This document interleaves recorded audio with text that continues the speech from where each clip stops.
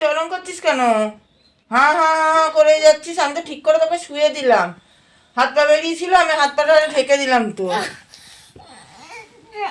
দেখো কেমন আচরণটা অসভ্যদের মতন একেবারে। হ্যালো বন্ধুরা, good morning, welcome back to my channel happy TV family. তোমরা সবাই কেমন আছো? আশা করছি সবাই খুব ভালো আছো। আমি আমার ফ্যামিলির সবাই খুব ভালো আছি। আমি পাপিয়া চলে আসলাম নতুন বছরের দ্বিতীয় দিনে একটা সুন্দর ব্লগ ভিডিও নিয়ে। আজকে হলো শুক্রবার, এখন বাজে সকাল 7:30। এখন থেকে আমি আমার নিউ ব্লগ স্টার্ট করে দিয়েছি। তো আর এইখানে বিষয়টা কি হয়েছে বলো তো? বিষয়টা হচ্ছে মেয়ে যে এখানে ঘুমাচ্ছে, আর আমি এই পাশ থেকে বিছনা কাঁথাগুলো ভাঁজ করে নিচ্ছিলাম, যে এই পাশটাও ঘুমাচ্ছে, ঘুমাক।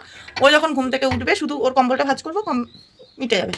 কিন্তু ওনার বিষয়টা কি হয়েছে, ওনার পাশ থেকে কিছু ভাঁজ করা যাবে না, কিছু নেওয়া যাবে না। এটা কি কখনো হয় বলে? এগুলো পড়ে থাকলে তো আমারই ভাঁজ করতে হবে।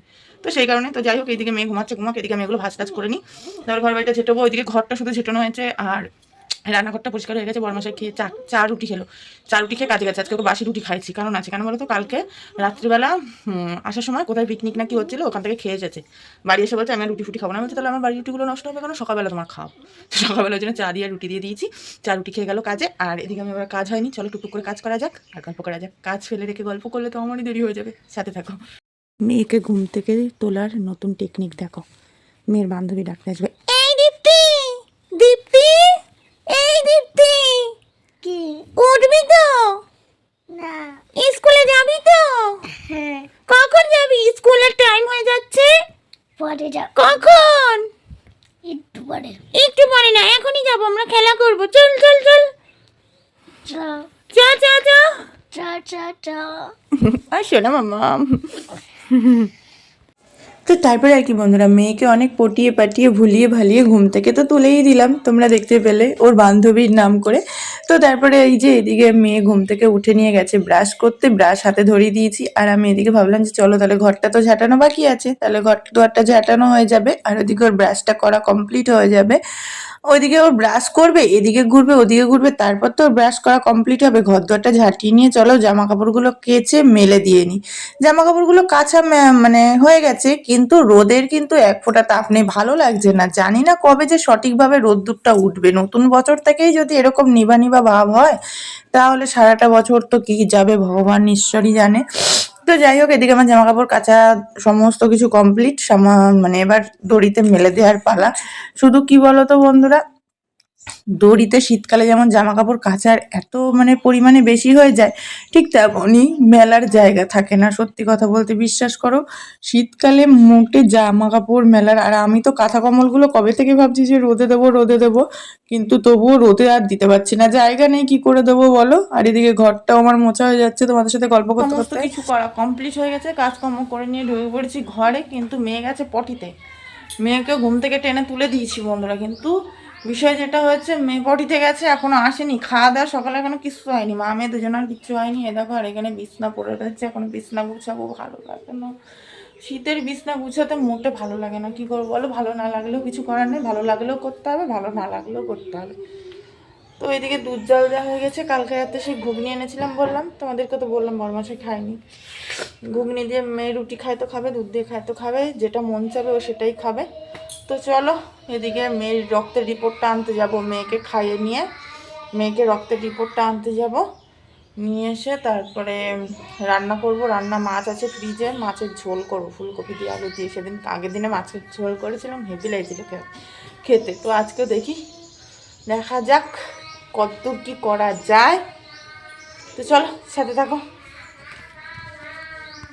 এই হলো আমাদের সকালবেলার টিফিন বন্ধুরা। দুধ দিয়ে রুটি দিয়ে খাবো আমি, মেয়ে দুধ দিয়ে রুটি দিয়ে খাবে না। মেয়ে একটু ঝালঝালি খেতে অবশ্য ভালোবাসে। আর এখানে রয়েছে ঘুগনি, মেয়ে বললো ঘুগনি দিয়ে খাবো, তো মেয়েকে ঘুগনি দিয়ে খাইয়ে দিই। চলো খেয়ে নি, 10টা বেজে গেছে, অনেক বেলা হয়ে গেছে অনেক। চলো।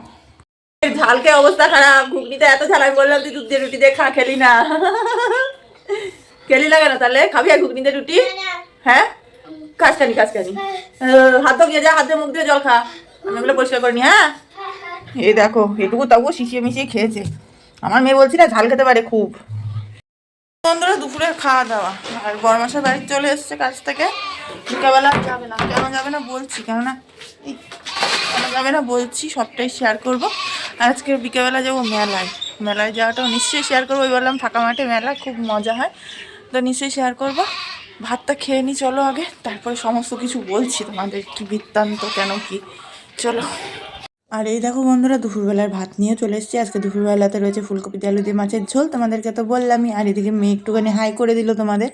এবার মেয়েকে পড়াতে এসেছিলো, মেয়ে তাড়াতাড়ি করে পড়ে টোড়ে নিয়ে ছুটি নিয়ে যাচ্ছে বাবার সাথে যাবে। আজকে ওর ছবি লাগবে, ছোটোবেলাকার ছবি ছিল, সেই ছোটোবেলাকার ছবি দিয়ে হবে না, এখন এই বড় মানে এখন যেই যতটা বড় হয়েছে এই বড় সাইজের ছবিটাই ওর লাগবে আর কি স্কুলে।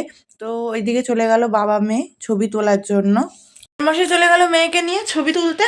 আর এদিকে দিদিমণি তাড়াতাড়ি তাড়াতাড়ি করে ছুটি দিয়ে দিতে বললাম, কেননা ওই যে নিয়ে গেল বলে জোর গ্যাস হয়েছে। আর যাই হোক, এদিকে আমি বই খাতাগুলো গুছিয়ে নিয়ে এবার রুটি করতে চলে যাবো, কেন রাত্রেবেলা যাবো বেলায়। তো সেই কারণে রুটিটা করে নেবো। রাত্রেবেলা সেরকম কিছু করবো না, রুটি করবো আর ডিম ভাজি আজকে। আর মেলা থেকে তো জিলাপি ফিলাপি আনবোই, ওই দিয়ে রুটি দিয়ে খাওয়া হয়ে যাবে, কোনো সমস্যাই হবে না, তাই না? তো যাই হোক চলো, রুটিটা আটাটা মেখে নিই, কেটে নিয়ে এবার রুটি বানানোটা শুরু করে দিই, বুঝেছো? আর দেখেছো বন্ধুরা, এখনই কেমন হালকা হালকা কুয়াশা পড়ে গেছে, এখনই হালকা হালকা কুয়াশা পড়ে গেছে। আর জানি না কেমন ঠান্ডা পড়বে, ফাঁকা মাঠে মেলা, হু হু করে হাওয়া দিল, হু হু হু। তো যাই হোক চলো, রুটিটা তো করি, তারপরে দেখা যাক। আমি তো একবারে মনের আনন্দে চলে আসলাম বন্ধুরা রুটি করতে, যেহেতু মেলায় যাব বরমাসের সাথে, তাও আবার মানে দেখবা যতই তোমরা ঘোরো ফেরো না কেন, কিন্তু নিজের বরের সাথে একটা ঘোরার কিন্তু আনন্দ আর মজাই আলাদা।